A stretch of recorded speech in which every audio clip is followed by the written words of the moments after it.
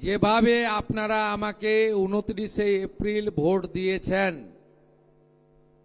তাই আপনাদের কাছে আজকে আমি এসেছি কৃতজ্ঞতা জ্ঞাপন করতে, ধন্যবাদ জানাতে। আপনারা বিশ্বাস রাখতে পারেন আমি আপনাদের বিশ্বাস এবং আস্থার মর্যাদা নিশ্চিতভাবে রাখব। মুখ্যমন্ত্রী শুভেন্দু অধিকারীজির জন্য একবার জোর করে হাততালি। এই স্বপ্নটা আমরা অনেক বছর ধরে দেখেছি।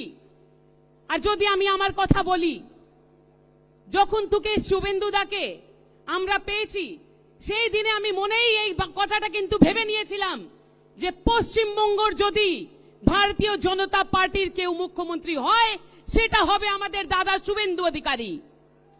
মানুষের পাশে দাঁড়িয়েছেন, মানুষের সাথে হেঁটেছেন, মানুষের দুঃখতে সবসময় কিন্তু উনি একবারে ফোন ধরেছেন।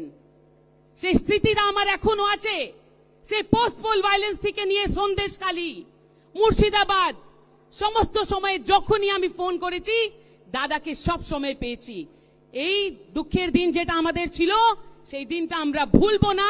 যে ওই কষ্টে একজন দাদা হিসাবে, একজন পরিবারের যোদ্ধা হিসাবে, বড় হিসাবে আমরা ওনাকে পেয়েছি। অসংখ্য ধন্যবাদ দাদা, আপনাকে পেয়ে কিন্তু আমরা ধন্য হয়ে গেছি। থ্যাংক ইউ দাদা।